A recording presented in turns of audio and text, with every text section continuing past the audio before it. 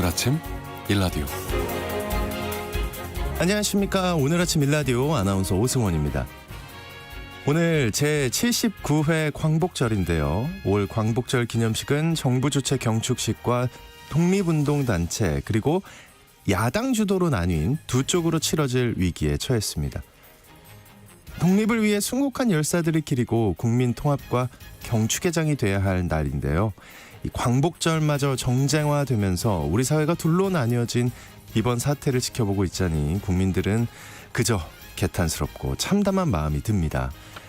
이 역사 문제를 둘러싼 소모적인 논쟁을 넘어 한일 관계가 미래지향적으로 가야 하는 방향성이나 또 정책적인 노력은 바람직한 일일 텐데요.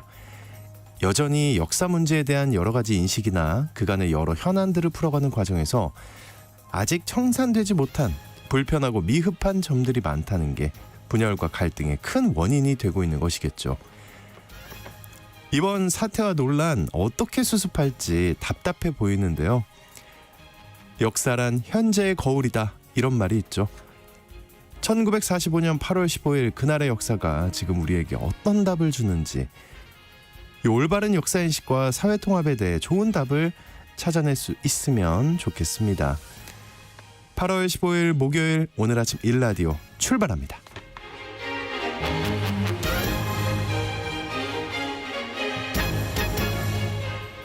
오늘 아침 일라디오 이 시간은 물론 KBS 일라디오의 모든 프로그램은 유튜브 KBS 일라디오 공식 채널이나 모바일 콩 어플리케이션을 통해 실시간으로 함께 하실 수 있습니다.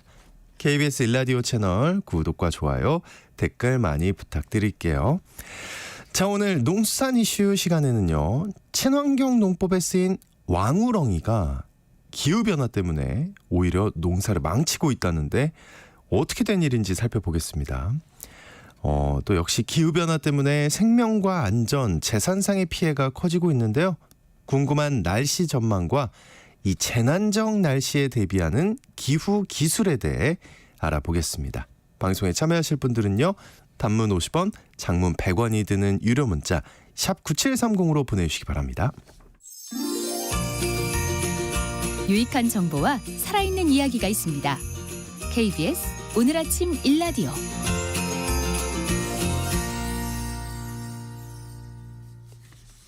농사는 풀과의 싸움이다, 이런 말이 있죠. 이 풀을 없애기 위해서 제초제인 농약을 사용하기도 하지만요, 친환경적인 농법도 증가하는 추세인데요. 과거에는 오리농법이 친환경적 제초법의 대표격이었다면 최근엔 왕우렁이 농법이 널리 쓰이고 있습니다. 그런데 일손이 부족한 농가의 효자 노릇을 왕우렁이가 기후변화로 작물에 피해를 주는 일도 발생한다고 하는데요. 오늘 농수산 이슈, 이 기후변화에 따른 왕우렁이의 변신, 상황과 대책에 대해 알아보겠습니다. 한국농정신문의 원재정 기자님 전화 연결되어 있습니다. 안녕하십니까? 네, 안녕하세요. 한국농정신문 원재정입니다. 네, 제초제를 사용하는 게 환경에 부담이 크니까 이 친환경 농사를 짓는 곳에서는 친환경적인 제초법을 사용한다고요. 네, 맞습니다. 과거엔 풀약이라고 해서 제초제를 많이 사용했는데요. 논둑이나 과수원의 제초제를 사용하면 잡초가 벌겋게 말라 죽습니다. 사용 즉시 효과가 나타나는 맹독성 농약이 많았던 건데요. 네. 하지만 이제 자연환경을 보호하는 것이 사회적 책무가 되면서 제초제 대신 친환경적 제초 방법이 증가하고 있습니다. 조생종벼 같은 경우는 벌써 수확을 시작했지만 대부분의 논엔 벼가 한참 자라고 있는데요. 잡초가 많으면 벼가 흡수해야 할 영양분을 뺏기면서 생장을 방해하기 때문에 이런 잡초들은 다 뽑아줘야 합니다. 근데 일손이 워낙 부족하잖아요. 네네. 그렇기 때문에 풀을 뽑는 것도 부담이 클 수밖에 없는데요.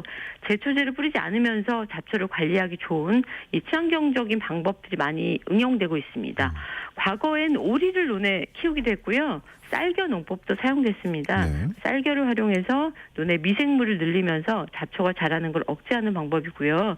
또 일부 지역에서는 참개를 논에 방사해서 해충과 잡초를 먹게 하는 방법도 쓰였습니다. 몇 가지 친환경적인 제초 방법 중에 최근에 가장 일반화된 방식은 왕우렁이 농법입니다. 네, 저도 많이 들어봤는데 이 왕우렁이가 한마디로 잡초를 없애는 역할을 한다, 이거잖아요, 그죠? 네, 맞습니다. 왕우렁이는 물속에 살면서 잡초를 갉아먹는 습성이 있는데요. 이를 농사에 응용한 것입니다. 왕우렁이에 대한 설명 간단히 하자면 남아메리카 아마존강 등에 서식하고요. 토종 우렁이보다 크기가 커서 한 4cm가량 된다고 합니다.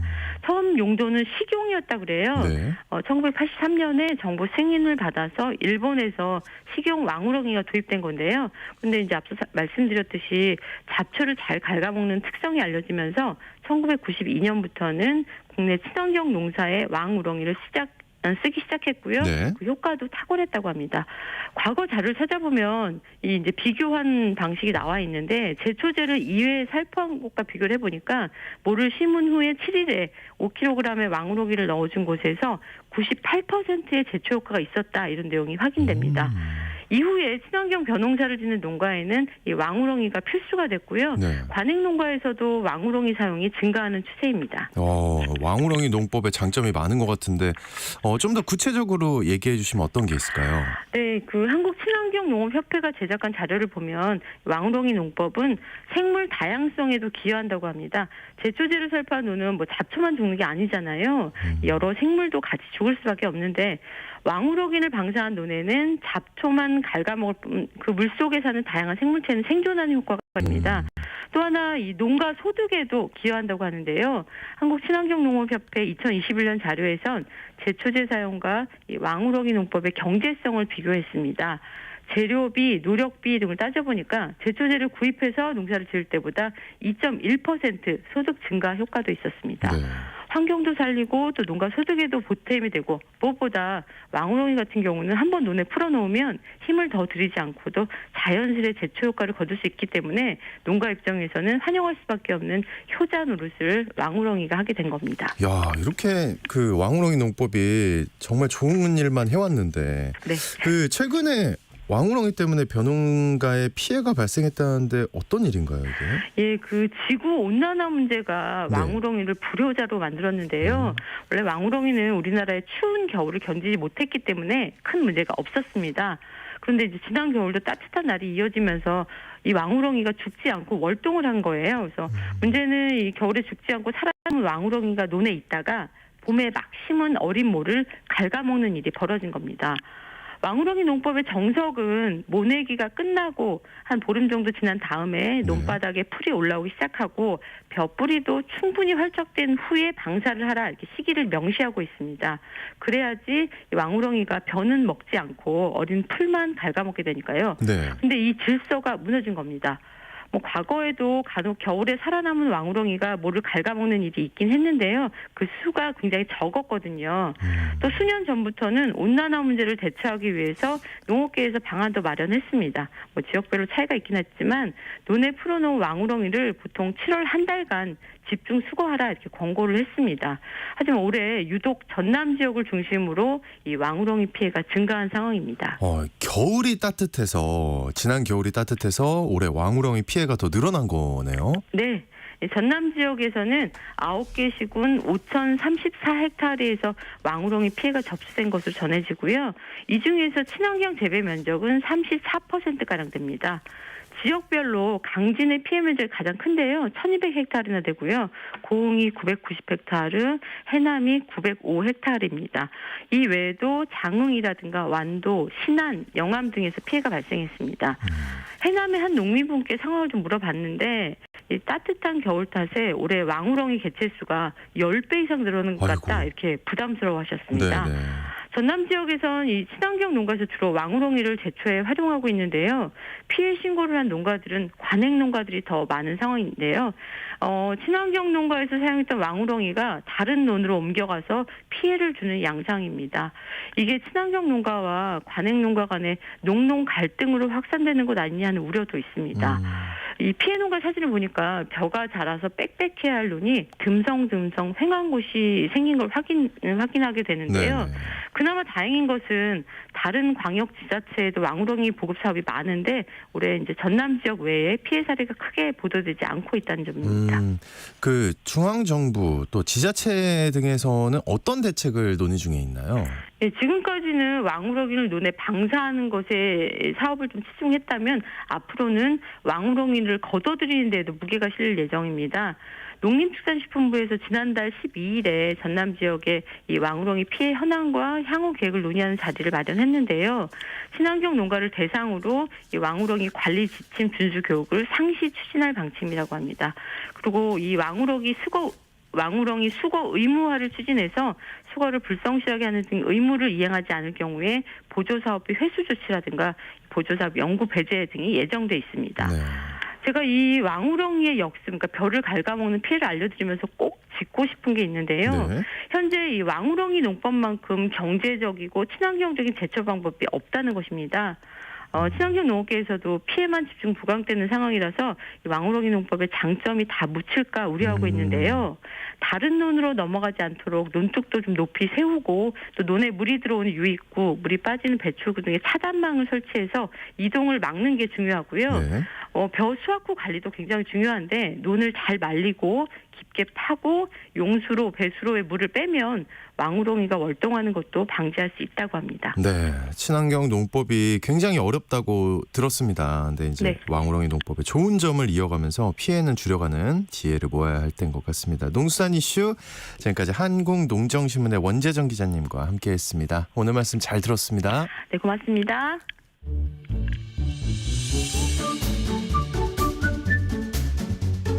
아침을 여는 기분 좋은 습관. KBS 오늘 아침 일라디오.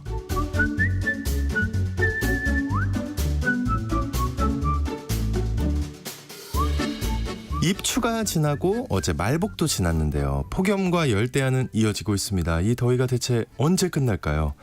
극한 날씨에 생명의 위협을 받고 생업과 산업에도 많은 영향이 끼치고 있는데요. 이 때문에 전 세계적으로 기후변화 예측과 재난 위험을 줄이기 위한 시장도 커지고 있습니다. 자, 그래서 오늘은 재난에 대비하는 기후 기술과 궁금한 날씨 전망에 대해서 살펴보겠습니다. 기후 기술 기업인 DI랩의 명광민 대표님 나와주셨습니다. 어서 오십시오. 네, 안녕하세요. 네, 반갑습니다. 먼저 대표님이 기상예보사 1호 타이틀을 갖고 계시던데 기상예보사가 뭔가요? 네. 기상예보사는 민간에서 기상청청 예보하기 위해서는 필요한 그런 면허입니다. 네네. 네, 그래서 저 같은 경우는 이제 공군에서 기상 예보를 했었고요. 기상장으로 예보를 했고 이제 민간 기업에 오게 되는데 그때 제가 제도가 시작된 게 2009년이었습니다. 그때 제가 그런 자격이 갖추어져 있어서 네. 그때 1호로 면허를 받을 수 있게 됐습니다. 근데 이게 우리가 잘 네. 아는 기상청 통보관님들 네. 있잖아요. 네. 어떻게 다른 거예요? 기상청 통보관님은 기상청에 그 예보하시는 분들이 낸 예보를 전달해 주는 역할을 하시는 거고요. 네. 저희 같은 경우 기상청의 예보관틀처럼 민간 기업에서 예보를 생산하는 그런 역할을 하는 겁니다. 통보관님은 통보해 주는 거고 네. 기상예보사는 한마디로 이제 예보를 만들어내는 네. 맞죠? 이렇게 맞습니다. 이해하면 되는 거죠. 먼저 가장 궁금한 질문 드릴게요. 네. 이 더위 언제 끝납니까? 언제 좀 밤에 편하게 잘 수 있나요? 예. 그러게요. 어제가 말복이었는데요. 네. 사실 보통은 말복 지나면은 좀 더위가 한풀 꺾이거든요.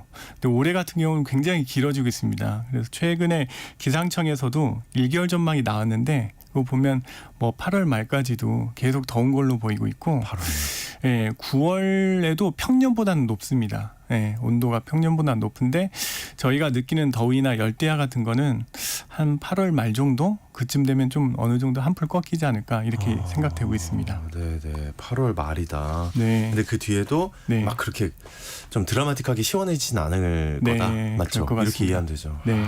안 되는데.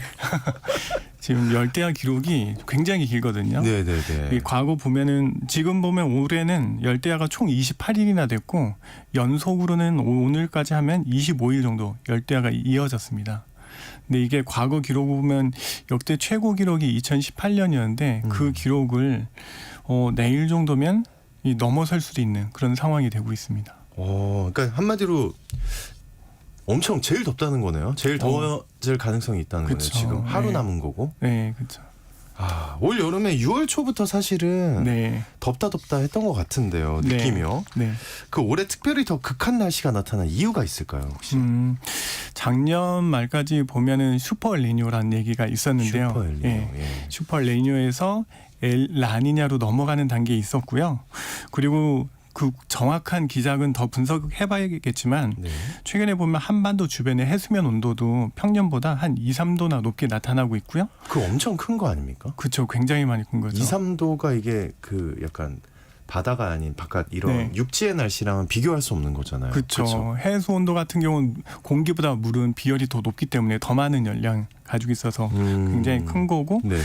우리나라 주변을 포함해서 서태평양 지역도 해수 온도 굉장히 높고 또 다른 하나는 저희가 해빙 면적을 많이 보거든요. 해빙. 북극의 네. 북극의 얼음의 면적이 얼마나 넓은지 좁아졌는지 이런 걸 보게 되는데 올해 같은 경우 그 해빙 면적도 굉장히 적어진 그런 상태였습니다. 네네네. 그래서 이런 것들이 영향을 주어서 이렇게 굉장히 더웠던 것 같고 사실 궁극적으로는 근본적인 원인은 지구 온난화로 인해서 지구 온도도 평균 기온이 점점 올라가고 있고 또 해수면 온도도 지속적으로 증가하고 있는 게 이 원인이라고 볼 수 있을 것 같습니다. 야, 그 무엇보다도 이제는 좀 받아들이고 있어요. 이게 네. 뭔가 막 그런 말도 되게 많이 하잖아요. 올해가 가장 시원하다. 맞습니다. 맞죠? 맞습니다. 예, 정말 많은데 조금 받아들이는 상황이긴 같은데 이제 우리나라의 기후랑 또 이제 계절 자체가 네. 달라지는 느낌이 듭니다. 확실하게 네. 여름 길어지고 그렇죠. 그래서 막 이제 제가 스쿠버 다이빙이 취미인데 우리끼리는 그런 얘기합니다. 이러다가 제주도가 동남아처럼 네. 그런 생물들이 들어오는 게 아니냐. 그렇죠. 네네네. 아열대성 기후로 완전 바뀌는 게 아니냐. 네. 이런 말 나오는데 어떻게 보세요? 충분히 이미도 많이 변해 가고 있고요. 그리고 기상청에서도 이제 우리나라 109년에 대한 기후변화 분석 보고서를 또 낸 게 있습니다. 지난 109년 동안에. 예. 네네. 거기에서도 보면은 1912년에서 40년대 여름이 98일이었거든요. 근데 최근 1991년에서 20년 사이인 118일. 그래서 20일이나 늘어났습니다. 네네. 굉장히 많이 늘어났고 게다가 최근 2011년에서 20년 최근 10년 사이인 보면은 127일로 그보다 더 많이 29일이나 늘어난 겁니다. 여름이 좀 엄청나게 늘어나고 있는 거네요, 지금? 그렇죠. 그렇죠. 98일에서 네. 118일이 됐다가 네. 지금은 127일. 네. 네네. 그리고 반면 겨울은 22일이나 줄어들었고요. 그리고 아열대성 기후로 변한 거 물어보셨는데 네네네. 이게 우리나라 현재는 남해안을 중심으로 이미 아열대성 기후형으로 많이 확대되고 있는데요. 이 기상청에서도 기후변화 시나리오를 가지고 있는데 이걸 통해서 미리 변화를 보면은 온난화가 가장 적은 시나리오가 SSB1이라고 있는데 이 경우에는 21세기 전반 그래서 21년부터 2040년까지 보면은 남부 일부 지역, 해안 그리고 대도시 일부에서 아열대성 기후가 나타나고요. 뭐 2080년에서 2100년 정도 가면은 지역이 점점 확대될 것으로 이렇게 예측을 하고 있습니다. 네. 그리고 굉장히 심한 시나리오를 두고 있는 SSP5 시나리오가 있습니다. 네. 이 경우에는 강원도 일부죠. 그리고 해발 고도가 높은 일부를 제외하고는 2100년대쯤 되면은 우리나라 대부분 지역이 아열대 기후로 나타날 걸로 이렇게 예상이 되고 있습니다. 심플하게 생각하면은 이제 아주 좋게 전망을 했을 때는 네. 대도시 일부에서 아열대다. 네. 그죠? 네. 근데 이제 최악으로 예측을 하면 전 지역이다. 그쵸. 이렇게 봐도 되는 건가요? 네, 맞습니다. 그럼 이제 받아들여야 되는 거네요. 우리나라 그쵸. 이제. 예. 그러면 가을이 있다고 얘기해야 되는 겁니까, 이거? 굉장히 많이 줄어들었다고 봐야죠. 굉장히 많이 줄어들었다. 네. 겨울은 엄청 짧아지고. 그렇죠. 이상 기후나 이제 또 특히 이 극한 호우, 네. 비가 내릴 때 좀 무섭다는 느낌이 들 정도로 그쵸. 예. 비가 내리던데 이로 인해서 이제 경제적 피해가 점점 커지고 있잖아요. 네, 맞습니다. 네, 이 부분에 대해서 좀 얘기해 주시죠. 네. 올 여름에도 보면 서천이나 군산 지역에 집중호우로 5명이 사망하는 이런 사고들이 있었는데요. 작년에도 보면 오송 지하차도로 많은 분들이 피해가 그쵸. 있었고 예. 또 22년도에는 강남 침수라든지 포스코 침수 피해가 있었습니다. 이게 행안부 발표를 보면은 2020년에 우리나라 자연재해로인 피해가 1조 3천억 원이나 됐다는 그런 발표가 있습니다. 그리고 포스코도 22년도 침수 피해로 최종적으로 집계된 게 보면은 한 1조 3,400억 원 정도 발생했다고 네, 하고 네. 있습니다. 어마어마한 피해이고요. 또 2023년에도 남부지방의 장마 기간 동안에 한 700mm 이상의 비가 내리면서 50여 명이 사망하는 사고와 한 8천억 원 정도 재산 피해가 발생하기도 했습니다. 네, 바로 작년입니다. 네, 이게. 네. 맞습니다. 그리고 폭염도 심해지면서 전국의 온열 질환자 수도 굉장히 늘어나고 있는데요. 2023년에 2,800여 명 정도 되는데 22년도에 1,564명보다 훨씬 더 증가한 거고요. 최근 10년간도 보면은 평균적으로 한 1,600명 정도 되거든요. 그러니까 그보다도 70% 정도 증가한 굉장히 많은 피해가 있는 겁니다. 네. 그리고 서해안 지역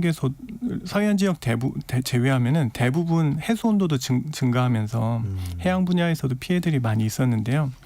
양식 생물들이 폐사해서 한 438억 원 이 정도 피해도 발생을 했습니다. 아, 진짜 양식하는 분들이 네. 피해를 당연히 엄청나게 네. 입겠네요. 생각해 보니까. 그 우리나라보다 이제 가끔 뉴스로 들어옵니다. 네. 심각한 지구촌의 재난 소식. 네. 진짜 많이 접하게 되는데 정말 심각한 피해들이 발생하고 있잖아요. 네, 맞습니다. 지구촌 얘기도 해주세요. 그렇죠. 네. 사실 우리나라는 과거에도 사계절 변화가 컸기 때문에 사실 사회 인프라나 뭐 치수 시스템이 그래도 꽤 잘 돼 있는 편입니다. 그리고 사실 에어컨도 다 있고 난방 시설도 있어서 그렇죠. 그런 피해들이 덜한 편인데 해외 같은 경우는 뭐 한파가 오게 되면 미국에서도 최근에 한파로 뭐 이렇게 저체온증으로 사망하는 사례들도 있었고 미국 어디가 그렇게 한파였어요? 미국에서는 최근에선 보면은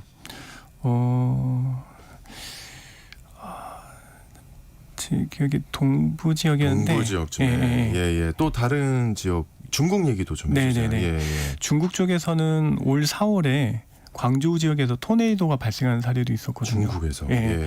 근데 이게 아시아 지역에서는 토네이도 발생하는 게 이례적인 현상이어서 좀 학계에서도 굉장히 그 이례적으로 보고 연구를 하고 있는 중입니다.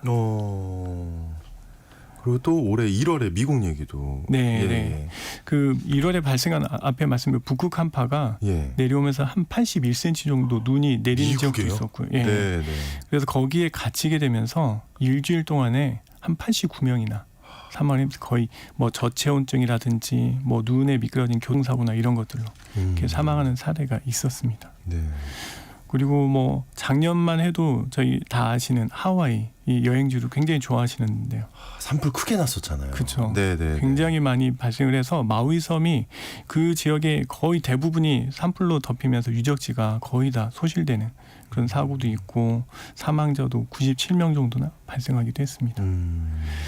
사실 최근에는 이런 피해들이 너무나 많아가지고 과거에는 이런 이슈들을 뭐 하나하나 정리해가면서 기록해뒀다가 이렇게 외부 세미나에서 얘기하기도 했는데 이제는 해마다 이게 너무 많이 발생해서 사실 최근에 2019년에서 20년도 그 호주의 산불이 6개월 동안 이어졌던 그것도 굉장히 기억이 나는데 기억이 납니다. 예, 그 이후도 계속 심한 특히 막 야생 동물들이 어쩔 줄 몰라하는 그 사진들 맞습니다. 많이 느낍니다. 네. 그 이로 인해서 그 보험사가 그 보험금을 이제 지급하잖아요. 그렇죠. 뭔가 이제 보상을 위해서 이 금액이 엄청나게 커진다면서요. 네, 맞습니다. 스위스 리에 따르면은 전 세계 이상기후 증가로 2023년에 각국 보험사가 자연재해 피해 보상을 위해서 지급한 보험 금액이 1,080억 달러, 우리 돈으로 149조 원으로 직전 연도 대비해서 직전 연도 평균치는 한 890억 달러, 한 123조 원 정도 되는 건데 그거보다 한 200억 원이나 증가한 그런 피해가 있고요. 네네. 또 저희가 기억해야 될 건 이 발생한 모든 피해가 보상금이 지급되지 않는다는 걸 고려하면은 피해 규모는 훨씬 더 클 걸로 예상이 되고 있습니다. 그리고 사실은 그 선진국 같은 경우는 이 보험으로 많이 보상이 되는데 사실 개발도상국은 이게 안 되거든요. 어렵겠죠. 이런 수치도 독일의 재보험사 뮌헨리에서 발표한 게 있는데요. 보험으로 재난 피해 비용을 배상받는 비율이 미국은 대략 57%, 유럽은 한 77%, 호주는 50%인데 반해서 아시아는 평균 14%인데 이마저도 대부분 일본이나 싱가포르, 홍콩 그리고 우리나라들이고요. 아시아 저개발 국가라든지 중남미, 아프리카는 이런 심각한 재난이 발생하면 거의 파산에 이르는 아이고. 이런 상황입니다. 내 잘못이 아닌데 어떻게 보면. 그렇죠. 예. 맞습니다. 자, 이제 이런 변화를 이제 우리도 받아들이고 있는 네. 거잖아요. 어느 네. 정도는. 네. 그리고 이제 제일 중요한 건 이거 아닙니까? 재난적인 피해가 커지는 거를 줄이는 거. 네, 맞습니다. 그러려면 예보의 기능이 점점 더 중요해질 것 같은데요. 그렇죠. 아마 많은 분들이 이거 궁금해 하실 거예요. 아직도 기상청 예보가 잘 틀리지 않습니까, 솔직히? 네. 그리고 그것 때문에 피해가 발생하고 피해를 잘 줄이지 못하고 있는데 네. 이 이유는 뭘까요? 궁금합니다. 네. 사실 우리나라 기상청의 예보 기술은 과거보다 사실 많이 좋아졌습니다. 해외도 그렇고 그리고 예보 기술도 좋아지고 예보 체계도 굉장히 좋아졌고요. 네. 그런데도 불구하고 일반인들이 체감하는 정확도는 더 낮아졌죠. 맞습니다. 네. 네. 근데 이거는 최근에 이상기후가 증가하면서 날씨의 변동성이 과거보다 훨씬 더 심해져서 예보가 어려워졌기 때문이라고. 변동성 네. 때문이다. 네. 네. 그렇죠. 이게 쉽게 생각하면은 봄, 가을 같은 경우는 사실 여름처럼 집중호우나 이런 게 없잖아요. 그렇기 때문에 보통 한 5일이나 일주일 예보도 거의 다 맞춥니다. 예, 잘 맞추게 되는데 여름철이 잘 틀리는 이유는 엊그제도 보면 갑자기 막 소나기가 내리고 이런 사례가 있었는데 그런 것들이 한 2-3시간 사이에 갑자기 발달해서 일부 지역으로만 강하게 비를 내리고 사라지는 그런 것들이 몰아치듯이 있죠. 하고 딱 사라지는. 네, 그렇죠. 그렇기 때문에 이런 것들은 사실은 과거보다 변동성이 커졌기 때문에 피해를 줄이려면 그에 대응할 수 있는 시스템이 필요합니다. 근데 현재는 그 시스템이 좀 부족해서 나타나는 것들이고요. 그래서 방제 업무를 담당하는 지자체라든지 날씨에 영향을 많이 받는 기업들은 이렇게 실시간으로 변하는 날씨에 대응하기 위해서 담당자가 그냥 기상청 날씨나 이렇게 보면서 조치하는 것은 한계가 있습니다. 네. 그래서 저 같은 경우는 기상장교로 근무할 때 이렇게 항상 그 매뉴얼이 있고 계속 실시간으로 예보 분석하고 그리고 제가 담당하는 경보 지역이 있기 때문에 훈련된 상태에서 전파를 하더라도 예보를 결정하고 쭉 전파하는 데까지 한 시간 이상 소요됩니다.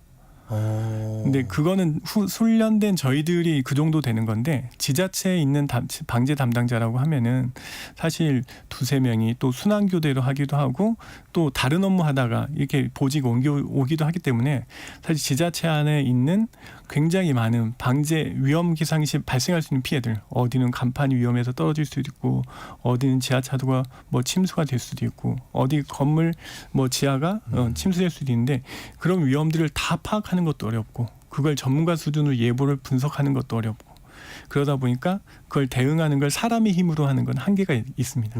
그래서 그걸 도와줄 수 있는 시스템과 그런 것들을 통해서 내가 다 분석하지 않아도 의사결정을 도와줄 수 있는 그런 자료들 그리고 그런 것들을 자동으로 전파해 줄 수 있는 시스템들 이런 것들이 같이 있어야만이 그런 것들에 대해서 잘 대응할 수 있게 되는 거죠.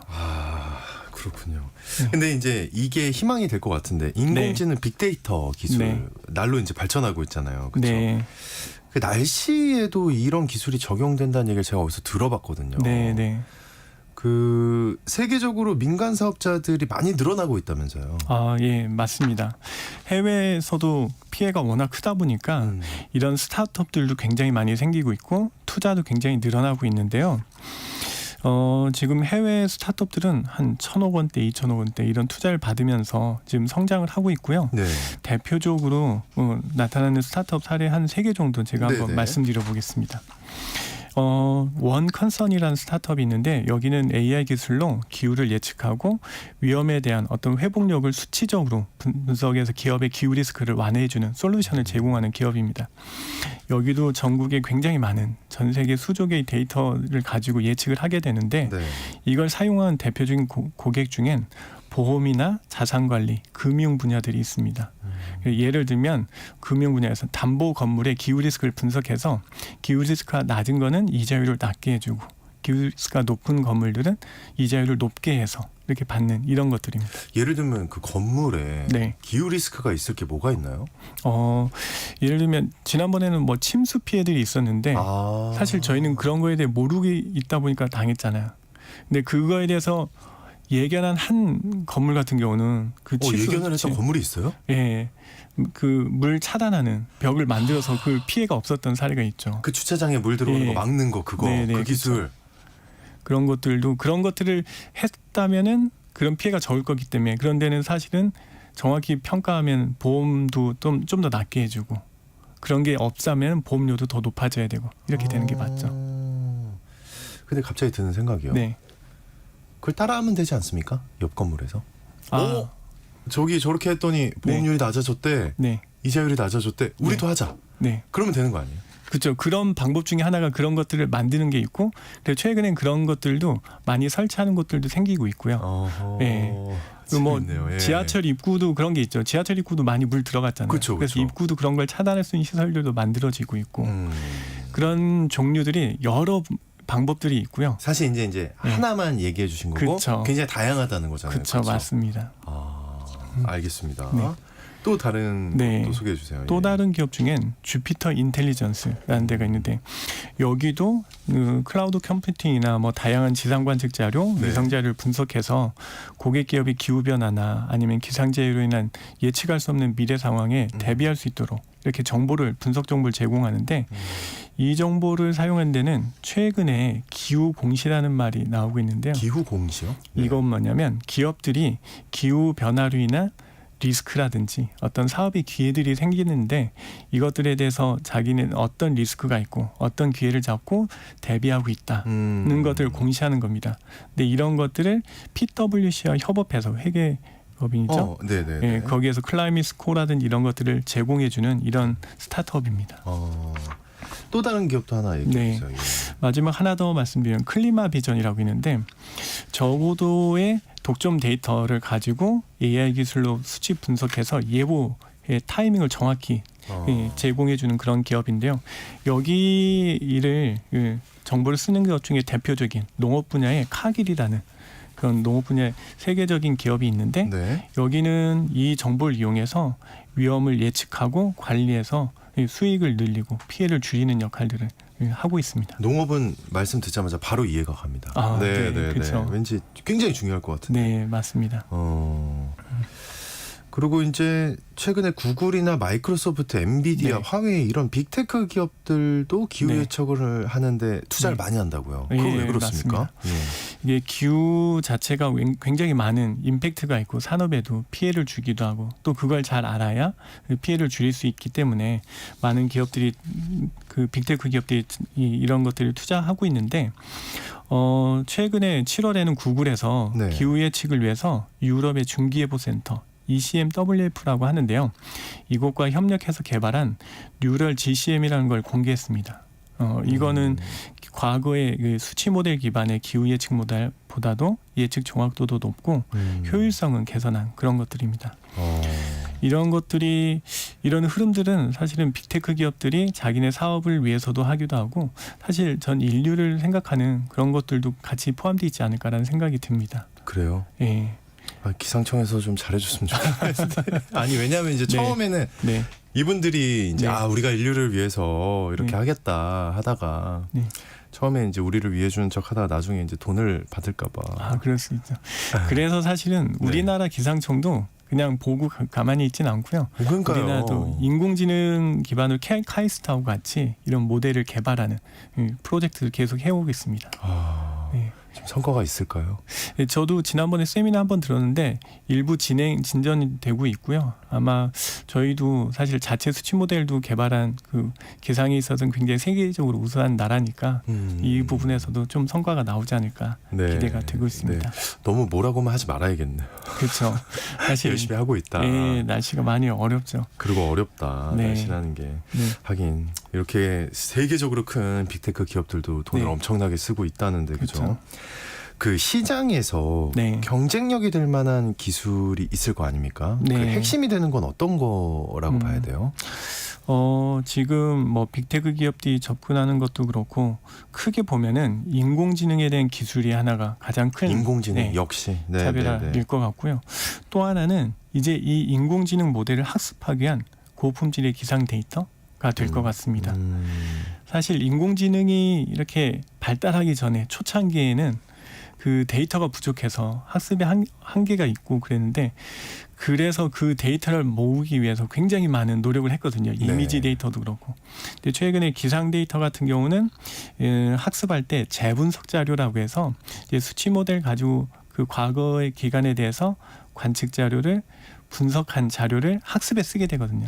근데 이게 조금 생산되는 시간이 좀 딜레이 타임이 있습니다. 지연돼서 좀 늦게 나오는데 이걸 좀 더 빠르게 실시간으로 만들어야 AI 모델을 바로 넣어서 바로 쓸 예측을 만들어낼 수도 있을 거고요. 그리고 더 중요한 거는 최근에 국지적인 기상이 굉장히 좁은 구역에 나타나고 있잖아요. 근데 그런 것들을 정확히 관측해서 우리가 데이터를 넣어야만이 예측도 정확히 할 수 있겠죠. 그렇기 때문에 이런 부분에서 기술의 데이터에 대한 부분이 중요해지고 고품질 데이터 그리고 고해상도 데이터를 확보하는 게 굉장히 중요해지는 부분입니다. 근데 제가 굉장히 이제 좀 단순하다고 할 수 있는데 제가 요즘 궁금한 게 이겁니다. 한마디로 요즘 기상은 이런 거잖아요. 갑자기 막 그죠? 갑자기가 다 들어가잖아요. 네, 맞아요. 갑자기 급하게 막 쏟아지거나 막 이러잖아요. 그렇죠. 근데 그게 예전에는 없었다는 거잖아요. 예전에 지금처럼 많지 않았죠. 있긴 하지만 많지 않았다. 근데 제가 궁금한 건 이 지점입니다. 그 AI가 그 전에 과거 데이터를 다 모아서 앞으로를 분석하는 거잖아요. 그렇죠? 근데 앞으로 나타날 기상 현상들은 너무나 급작스럽고 어떻게 보면 한 번도 우리가 겪지 못했던 일들이잖아요. 그렇죠. 그게 가능한 거예요? 과거를 분석한다고 앞으로 한 번도 못 겪어본 걸 AI가 분석할 수 있다는 겁니까? 그래서 중요한 게 최근의 데이터들도 계속해서 새롭게 학습하는 과정들이 중요할 거라고 보여지고요. 그리고 기존에 과거에는 관측 지점 수가 많지 않았는데 더 많은 지점의 데이터들을 그리고 관측 자료 말고도 위성이나 레이더 자료들도 더 잘 정제해가지고 학습에 쓰이는 이런 것들이 한마디로 예전보다 최신 기술의 어떤 그 능력이랄까요? 기술의 그 레벨이 높아졌다. 그러니까 가능할 수도 있을 것이다. 알겠습니다. 요즘 그 현재 기술이나 분석 능력으로요. 어디까지 정밀한 예보가 가능한 거예요? 이게 갑자기 궁금하네요. 이 부분은 정밀한 예보를 할 수는 있는데 이거를 얼마나 몇 시간 전 아니면 몇 분 전에 줄 수 있느냐 요 문제일 것 같습니다. 스피드? 시간의 문제? 그렇죠. 그렇게 이해해야 돼요? 그렇죠.